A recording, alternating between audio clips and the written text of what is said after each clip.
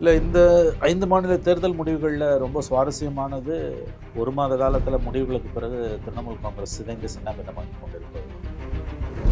இந்தியாவிலே அதிகப்படியாக முஸ்லீம் இருக்க பாப்புலேஷன், பங்களாதேஷோட பார்டர் ஸ்டேட், அந்த இடத்துல பிஜேபி வந்திருக்கு. அங்கேயும் பார்த்தீங்கன்னா அங்கே ஒரு மருமகன், அங்கே ஒரு வாரிசார், அங்கே ஒரு வாரிசார். ஆனால் ஒரு பார்ட்டி சார், ஒரு ஒரு ஒரு லீடர்ஷிப்புக்கு கீழே ஒரு 15 வருஷம் அவங்க வெற்றிகள் தான் பார்த்துட்டு இருந்தாங்க எல்லாருமே. எஸ். ஆனால் ஒரு தோல்வி, ஒரே ஒரு தோல்வி, கரப்ஷன் ரொம்ப ப்ரூட்டலாக போயிருக்கு. பெங்காலில் எப்படி அப்போ இப்படி வருது? பயங்கரமான அன்எம்ப்ளாய்மெண்ட் பண்ணுறாங்க. 15 வருஷத்தில் இவங்களால ஆப்பர்ச்சுனிட்டிஸ் என்ன இந்த 34 வருஷத்துலையும் பண்ண முடியல. மம்தா பானர்ஜியோட வீட்டில் சிஐடி சோதனை பண்ணுது. ஊழல் வழக்குக்காக சோதனை பண்ணால் கூட பரவாயில்ல, இந்த சீட்டிங் கேஸ் கையெழுத்து போட்டால் யோசிச்சு பாருங்கள். சில நேரங்களில் 1000 வார்த்தைகள் எழுதுகிற கட்டுரையை விட ஒரு புகைப்படம் வந்து உங்களுக்கு ஃபோட்டோ ஜேர்னலிஸ்டோட இம்பாக்ட் உங்களுக்கு தெரியும். இன்னும் வெரி வெல். என்னால் அந்த ஒரு ஃபோட்டோவை வந்து மறக்கவே முடியாது. பார்லிமெண்ட்டில் அவங்க கட்சியை சுக்கலாக உடைக்கிறாங்க. கல்யாண் பானர்ஜி மாதிரி ஒரு லீடர்லாம் போகிறது மூச்சு திணறல் உள்ள இருந்தது. சயோனி கோஷும் அப்படி பேசுவாங்க, பிஜேபி எதிர்த்து. அவங்க இந்தியாவுக்கு நான் சப்போர்ட் பண்ணுறேன், கோரம் தான் இதை சொல்லணும். அதில் சோனியா காந்தியை கட்டிப்பிடித்தவாறு மம்தா பானர்ஜியோடைய அந்த ஃபோட்டோ எனக்கு வந்து கையறு நிலை கொண்டு அப்படி இருக்கேன் அப்படின்ற ஒரு இடத்துக்கு வந்துட்டேன். ரட்சித்தருள வேண்டும், தாயிடம் சரணடைந்த செய் போல.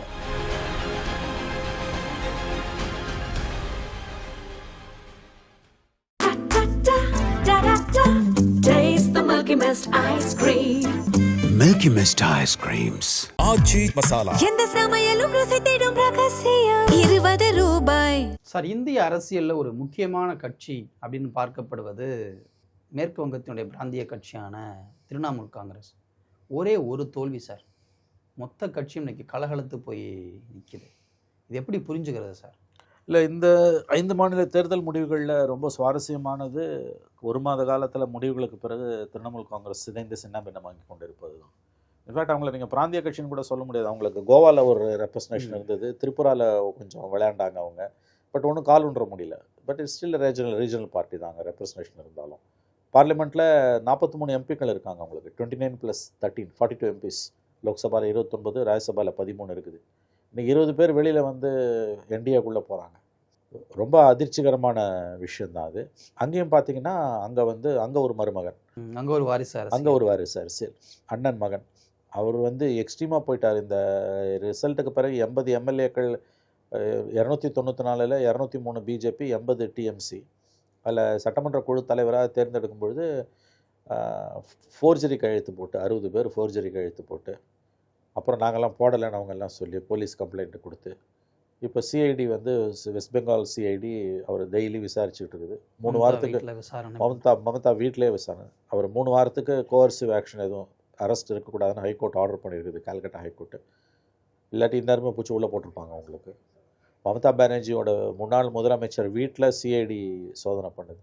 ஊழல் வழக்குக்காக சோதனை பண்ணால் கூட பரவாயில்ல, இந்த சீட்டிங் கேஸ் கையெழுத்து போட்டான், மாற்றி கையெழுத்து போட்டான்ற கேஸில் மம்தா பானர்ஜி வீட்டில் சோதனை நடக்குது. தேசிய அளவில் மம்தாவின் வீழ்ச்சி என்பது ரொம்ப ரொம்ப எப்படி சொல்கிறது, வருத்தத்துக்குரியதான். ஏன்னா வந்து she is a secular force. அது வந்து நிறையா சிக்கல்கள், கோளாறுகள், குறைகள் இருந்தாலுமே வந்து வெஸ்ட் பெங்கால்ன்ற ஸ்டேட் வந்து இந்திய அரசியல் வரைபடத்தில் மிக முக்கியமான state. In fact I can go for as to say, Modi பிரதமரான இந்த 12 ஆண்டு காலத்தில் one singular achievement by BJP, Modi for that matter, the credit goes to Modi தான் to a large extent. West பெங்காலில் பிஜேபி கேப்சர் பண்ணதும் என்னை பொறுத்த வரைக்கும் சென்ட்ரல் இந்தியா, இந்தி ஹார்ட்லேண்டை பிடிச்சது அவ்வளோ பெரிய விஷயம் இல்லை. ஏன்னா அது ஏற்கனவே அந்த ஸ்ப்ரெட் ஆகிடுச்சு. அது வந்து யூபியிலலாம் ஏற்கனவே மோடிக்கு முன்னாலே அவங்க கவர்மெண்ட் எல்லாம், கல்யாண் சிங் கவர்மெண்ட்லாம் இருந்தது, மத்திய பிரதேஷில் இருந்தது, பாபர் மஸ்தி எடுக்கும் போதெல்லாம் பிஜேபி கவர்மெண்ட் தான். குஜராத்தில் இவர் வரத்துக்கு முன்னாலே சென்ட்ரல் இந்தியாவை அவங்க பிடிச்சிட்டாங்க.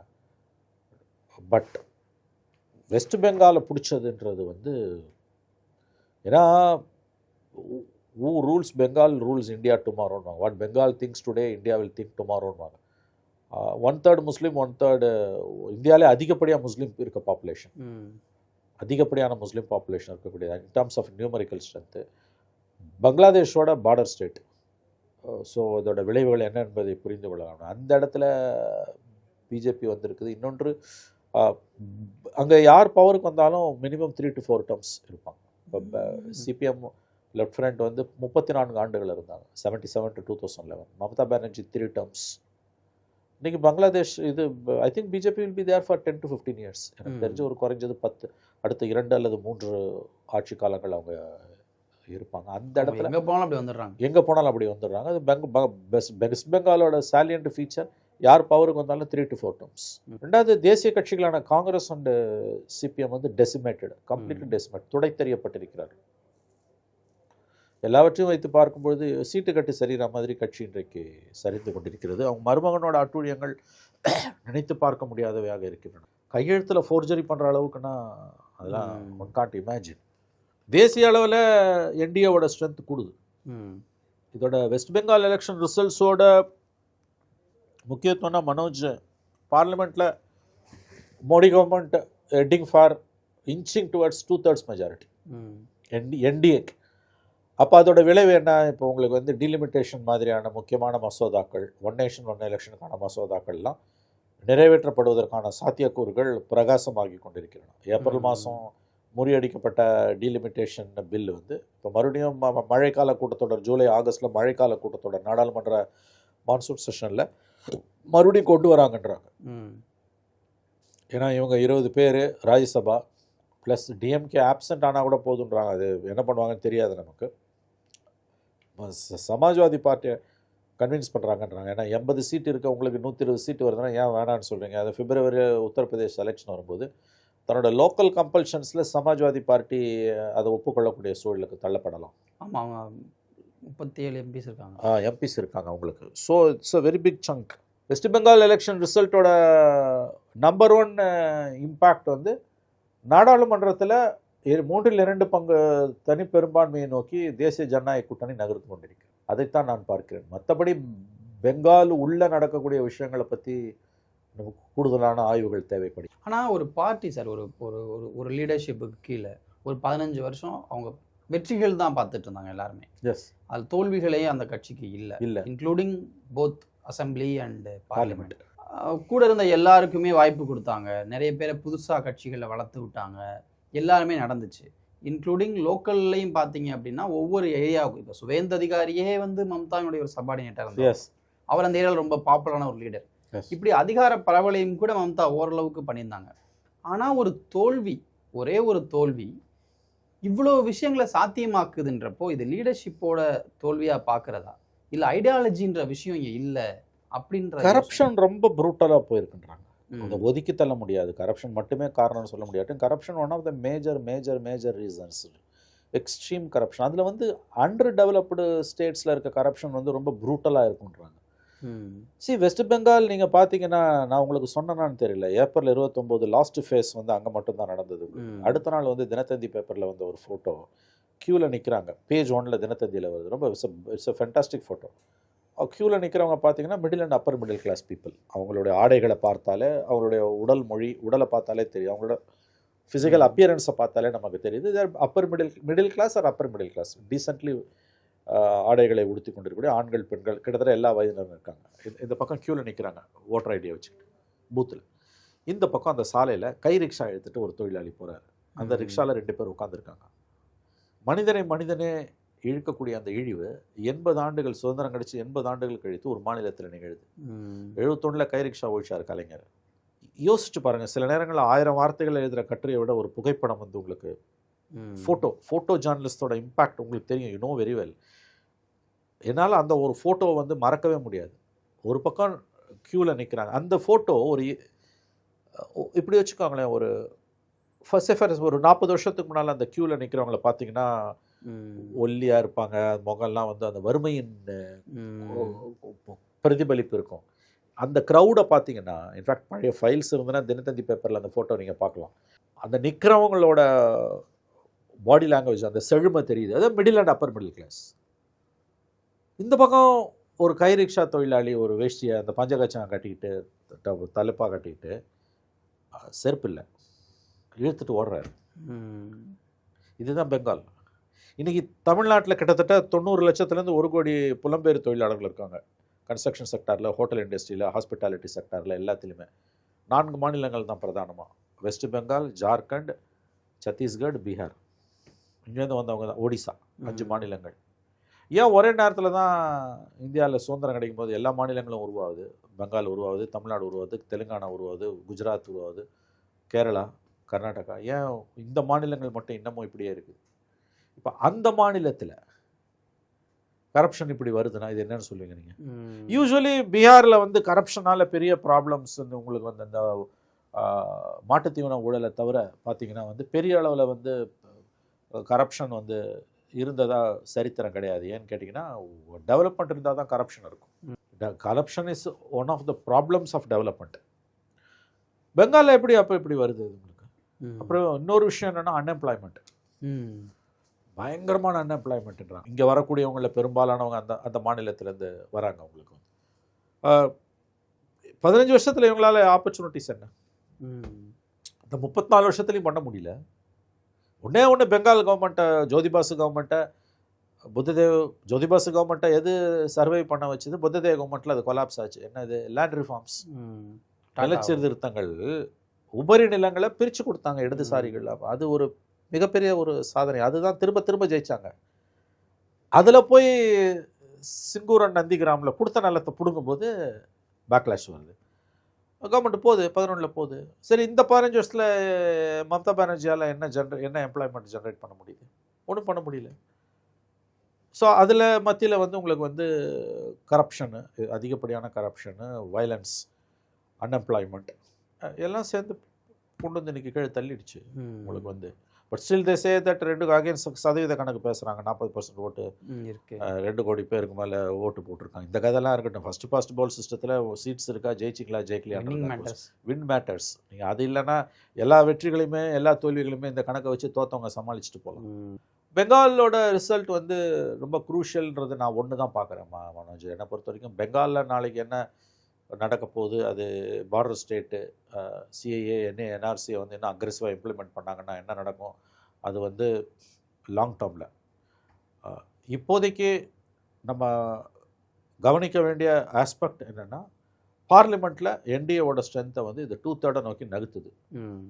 அதுவும் டிஎம்கேக்கு இன்றைக்கி தமிழ்நாட்டில் வந்து குரூஷியலாக அவங்க வந்து யாருமே இல்லாமல் சிபிஐ கூட நேற்று போயிட்டாங்க. தேர் டோட்டலி ஐசோலேட்டட், தனிமரமாக நிற்கிறாங்க. அவங்கக்கிட்ட 22 எம்பிஸ் இருக்குது.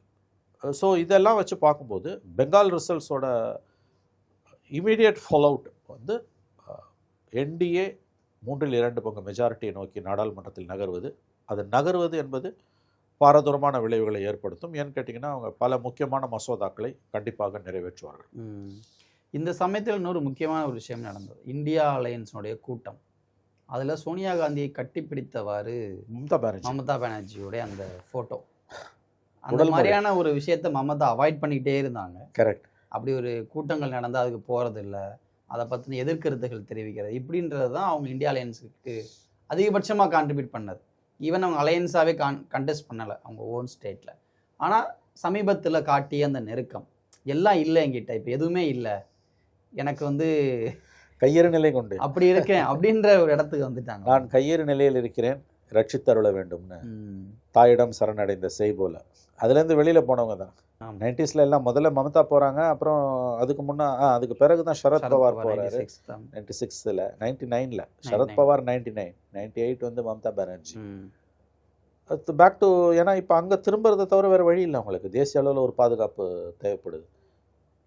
பார்லிமெண்ட்டில் அவங்க கட்சியை சுக்கலாக உடைச்சு கம்ப்ளீட்டாக எடுக்கிறாங்க. பட் இத்தனை பேர் வெளியில் போகிறாங்கன்னா ஒரு சஃபோகேஷன் உள்ளே இருந்திருக்கு. கல்யாண் பானர்ஜி மாதிரி ஒரு லீடர்லாம் போகிறாங்க, மூச்சு திணறல் உள்ளே இருந்திருக்கு. சயோனி கோஷும் அப்படி பேசுவாங்க, பிஜேபி எதிர்த்து. அவங்க இந்தியாவுக்கு நான் சப்போர்ட் பண்ணுறேன். இதுதான் நம் காலகட்டத்தின் கோரம் தான் இதை சொல்லணும். அதாவது சித்தாந்த ரீதியாக பிஜேபியை வந்து டூத்தன்னையில் எதிர்த்தவர்கள் வந்து தனக்குன்னு ஒரு பிரச்சனை வரும்போது யாராக இருந்தாலும் மனிதன் வந்து பிறண்டு தான் போவான். இந்த வாக்கு வங்கி அரசியல் இருக்க சிக்கல் மனோஜ், இது வாக்கு வங்கி அரசியல் இருக்க ஒரு சிக்கல் என்னன்னு கேட்டிங்கன்னா, அக்ரெசிவ் ஐடியாலஜிக்கல் பொசிஷன்ஸ் எடுக்க முடியாது, காம்ப்ரமைஸ் பண்ண வேண்டிய சூழல் வரும். வாக்கு வங்கி அரசியலில் நீ உன்னோட பொசிஷனை வந்து அங்கே சஸ்டெயின் பண்ணணுன்றது தான் உன்னோட நோக்கமாக இருக்கும். அதுதான் பெரியார். இன்னமும் நான் சொல்லுவேன், நான் அந்த இடத்துல அந்த கிளாரிட்டி இருந்தது அவருக்கு. பெரியார் மேலே விமர்சனங்கள் இருந்தாலுமே that was a splendid clarity. அது எப்படி அவருக்கு வந்து பெரிய படிப்பு படிக்கலை, பெரிய பல்கலைக்கழகங்களில் படிக்கலை. பட் அது ரொம்ப ரொம்ப ஆச்சரியமான ஒரு விஷயம் உனக்கு. அதை அப்படி தொட முடியுதில்ல, அதை உணர முடியுதில்ல. நீங்கள் கண்ணீர் துளிகள்னார். இவங்க போய் 49 கட்சி ஆரம்பித்து இவங்க அண்ணா தலைமையில் திமுக ஆரம்பித்தப்ப இவர்களை கண்ணீர் துளிகள்னார் விமர்சித்தார். வாக்கு வங்கி அரசியலுக்குள்ளே நீ போயிட்டீங்கன்னா இட்ஸ் பவுண்ட் டு ஹேப்பன். சொன்ன மாதிரி கல்யாண் பானர்ஜி அந்த பேரை வந்து சயானி கோஷ்லாம் என்ன மாதிரி பேசுவாங்க. இப்போ எங்கே போய் நிற்கிறாங்க? இது ஐ திங்க் அதை தான் நான் சொல்லேன். பெங்கால் எலெக்ஷன் ரிசல்ட்ஸ் தான் மோடியோட 12 ஆண்டு கால அரசியல் வாழ்க்கையோட நம்பர் 1 அச்சீவ்மெண்ட். வெஸ்ட் பெங்கால் வந்து பிஜேபியை ஜெயிச்சதுக்கு to large extent Modi and Amit Shah, especially Modi. இந்த ரிசல்ட்டோட முக்கியமான இது வந்து பார்லிமெண்ட்டில் பிஜேபி 2/3 நோக்கி நகர்றது. தமிழ்நாட்டில் அது என்ன, திமுகவும் அந்த பக்கம் போகலாம், போகாமலும் இருக்கலாம். இது ஏற்படுத்தக்கூடிய விளைவுகள் வந்து தேசிய அரசியலில் வந்து நினைத்து பார்க்க முடியாத மாற்றங்களை ஏற்படுத்தும். இன்னொரு விஷயம் இதில் பார்க்குறது வந்து அகண்ட் காங்கிரஸ். இப்போ மம்தா வந்து காங்கிரஸில் சேர்வது, சரத்பவார் காங்கிரஸில் சேர்வது, பழைய காங்கிரஸை ரிவைவ் பண்ணுறதுக்கான ஒரு காலகட்டமாக இது இருக்குது. பிஜேபியுடைய ஆதிக்கம் ஓவராலாக வரும்போது இங்கே வந்து வலுவிழந்து இருக்கக்கூடிய மமதாவையோ சரத்பவாரையோ உள்ளே கொண்டு வந்து காங்கிரஸை வலுப்படுத்துவதற்கான ஒரு நேரம் வந்துருச்சு. ஒரு மெர்ஜர் பாசிபிளாக இருக்குது அப்படின்னு நிறைய விஷயங்கள் பேசப்படுது. அது இல்லைன்னு சொல்கிறாங்க. பட் இந்த இவங்களை போன்ற லீடர்ஸ் வரும்பொழுது பிஜேபி வெர்சஸ் காங்கிரஸ் என்ற ஃபைட்டுக்கு இது உதவிகரமாக இருக்க வாய்ப்பு இருக்கா? உதவிகரமாக தான் இருக்கும். இட்ஸ் எ ஹெல்த்தி ஒன்று தான். ஏன்னா இவங்களாலையும் வெளியில் தனி கடை விரிக்க முடியாது, காங்கிரஸாலையும் இனிமேல் வந்து இவங்க இல்லாமல் நகர முடியாது. For example you take Bengal. பெங்காலில் வந்து தனியாக காங்கிரஸ் போண்டியாவாங்க, வைப்ட் அவுட், முடிஞ்சு போச்சு, வைப்ட் அவுட். மம்தா உள்ளே வந்தாங்கன்னா ரிவைவல் பாசிபிள். கண்டிப்பாக காங்கிரஸுக்கு revival possible. It's a win win situation. Sharad Pawar in spite of all his weaknesses வந்து சரத்பவார் உள்ளே வராருன்னா கண்டிப்பாக வந்து ரிவைவல் தான் மகாராஷ்டிராவில் காங்கிரஸ். பட் மோடி கவர்மெண்ட் வந்து ஏஜென்சிஸை வச்சு இந்த பக்கம் அந்த பக்கம் போக விடாமல் அடிப்பாங்க. பட் அதை மாரி தான் கட்சிகள் வளரும். என்றைக்குமே கீழே கேடர் முடிவு பண்ணிட்டானா லீடர்ஸை பற்றி கவலையே கிடையாது. அகண்ட காங்கிரஸ்ன்றது unified powerful Congress back to glory, old க்ளோரின்றது வரவேற்கத்தக்கது, மகிழ்ச்சியான ஒரு செய்தி. அது 140 வருஷ கட்சி உயிரோடு இருக்கிறதே ஆச்சரியம். அது மறுபடியும் வீறு கொண்டு எழுதுனா அது மிகப்பெரிய ஆச்சரியம் தான். ஸோ அதை நோக்கி இது நகரலாம். மம்தா பானர்ஜி சோனியா காந்தியை கட்டி அணைத்தது என்பது அந்த ஒரு புகைப்படம் பல உண்மைகளை சொல்லுகிறது. காங்கிரஸ்லேருந்து பிரிந்து போனவர்கள் மீண்டும் காங்கிரஸை நோக்கி வருவதற்கான காலம் கனிந்து வருகிறது என்று கூட நாம் அதை எடுத்துக்கொள்ளலாம். அஃப்கோர்ஸ் அதற்கு இன்னும் பல படிம நிலைகளை, பல கொடிகளை, நிறைய ஸ்டெப்ஸை கடந்து போக வேண்டியிருக்கும். இது எல்லாமே லோக்சபா எலெக்ஷனை மையமாக வச்சு நகரும்பொழுது ரிவைவலுக்கான பாசிபிலிட்டிஸ் அதிகம் தான் நான் பார்க்குறேன். காங்கிரஸோட ரிவைவலுக்கான பாசிபிலிட்டிஸ் பார்க்கலாம் சார். நிறைய விஷயங்கள் நடந்துக்கிட்டு இருக்கு. ஒவ்வொரு நாளும் ஒவ்வொரு விதமான செய்திகள் கேள்விப்பட்டே இருக்கோம்.